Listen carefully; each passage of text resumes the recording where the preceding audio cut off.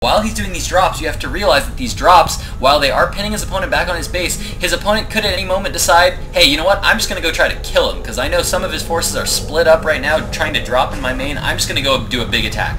So what does Select do to be defensive? He's using defensive building placement. He's placing supply depots, bunkers, everything he needs. He has supply depots here to prevent run-bys, a supply depot here and a bunker here, so that any run-bys into his main are going to have to go all the way around these units and all the way up here into the main. That is not an easy task. That whole time they will be being shot by that bunker, and it'll be very, very difficult for him to break through. So he's being very defensive with his unit placement. I'm going to speed it up just a little bit here because we don't need to see too much of the micro, but notice he has started producing siege tanks now. Now that he's got his drops out, he's got these 2 medivacs out on the field, he has started producing those siege tanks. He's now getting siege tanks, he's placing them in defensive positions inside of his base. Mutalisks are now out on the field, which are going to reduce the potency of the drops since he'll be able to cut down those medivacs, but he's still trying to be active. He's sending out one more drop right now. He's leaving one small group of forces here in the main because now he knows that there is the threat of Mutalisks on the field, but he hasn't gone crazy with missile turrets. He's just going to keep one small group of Marines here, Stim if he needs to, but this missile turret will be able to delay those Mutalisks from dealing too much damage until those forces can't get there. Now what's he going to do? As the second that pressure is lifted, he's going to load up that medevac and he's going to go do another drop. Again, this Overlord is here. Select knows this Overlord is here. He's trying to kind of get around it, but again, the purpose of these drops is not to do massive amounts of damage, but the purpose of these drops is to keep his opponent pinned back. Here come some Zerglings across the map that are either going to try to have to do some kind of a counterattack on the natural expansion here, which will be very difficult given the positioning of this bunker and all of these buildings, or he's going to have to pull back to his main. So Select is just going to do a drop here. He's going to be doing some damage. Here comes the drop. Computer's still being really laggy. I hope you guys aren't seeing that too bad. If you are, I apologize, and I apologize more. He now has 2 drops prepared on both sides. He's going to stim in, try to deal some damage here, and once these forces come, actually I don't know, I was going to say he's just going to pick up, but with those Mutalisks there, it's definitely going to be pretty tricky to just keep up. In the meantime, another drop going on here.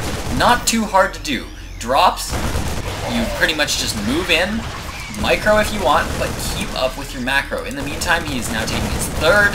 He's now getting more forces, lots of Marines, lots of siege tanks coming up, that standard Marine siege tank style of play, and there he goes, just loading up that medevac, and I think he's going to try to get away. I don't know if he gets this medevac away or not. These Mutalisks are definitely going to be able to deal a lot of damage.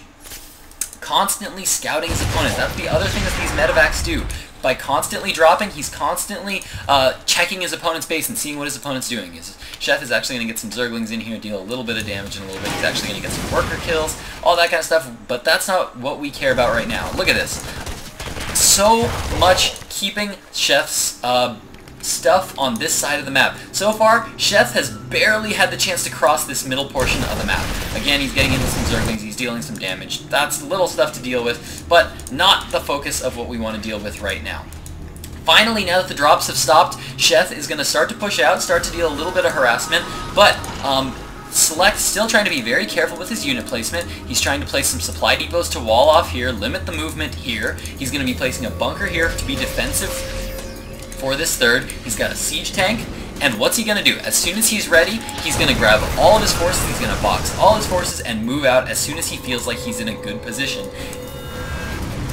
More barracks now being added on. He is now on his 3rd base, so once his 3rd base is down, add on 4 more barracks. I believe, yeah, he's actually on 2 factories right now. That 2nd factory came down after the 2nd came down, and once the 2nd had good income on it, he threw down that 2nd factory, so now he could start double producing siege tanks. And now that his 3rd is down, he's throwing down 3 bunkers that he's going to start producing a lot of Marines out of. He's going to push out, he's going to take his gold, and then now that he's got a pretty sizable force here, he's going to move out onto the map. He was trying to do more drops here, more drops going on. Again, look at Chef's forces, all having to stay back here. Every time the drops stop, Chef starts to move out. So these drops are a critical part of making sure that all this aggression from Chef is forced to be defensive.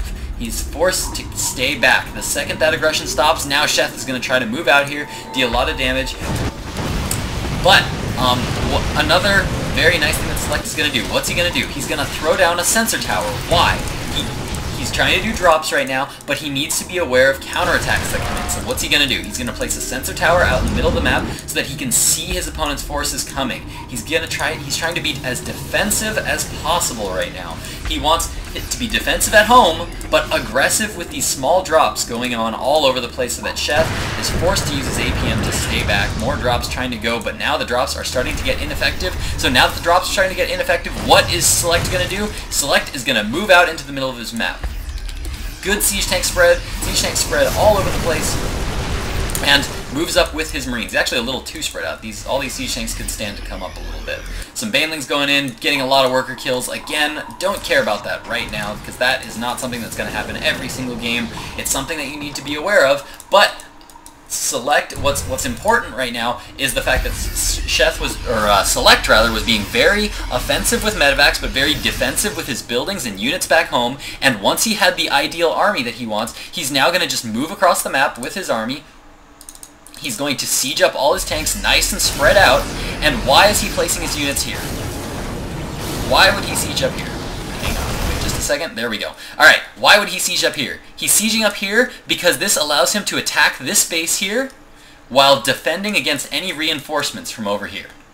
He's actually going to poke in here real quick, and he's going to see that there's a gold base here. He's going to try to deal some damage. He's actually going to take out the gold base, and then he's just going to pull right back. That was something that Select did manage to get. He's going to peel off a small group of Marines to go take out this third, while the rest of his forces are going to sit here in this very defensive position with all the Marines spread out nice and wide. Only 6 Marines over here, but they are going to do so much damage. The Marines back here spread out. As soon as he sees those banelings, what's he going to do? He's pulling back his Marines so that these siege tanks take the damage. Then once all the banelings are gone, pull all the Marines, box all the Marines together to take out those mutalisks, and in the meantime, these 6 Marines over here are just dealing so much damage, and just like that, Chef is going to GG, and that is it. So if you guys want to play like Select, you guys now know how to do it. Follow the build order if you guys like this series. Check it out. I'm going to be uploading more of these all week long. If you enjoyed it, comment, subscribe, and that does it for me, guys. I'm in Denver, Colorado. Yeah! Alright, Glitch, out.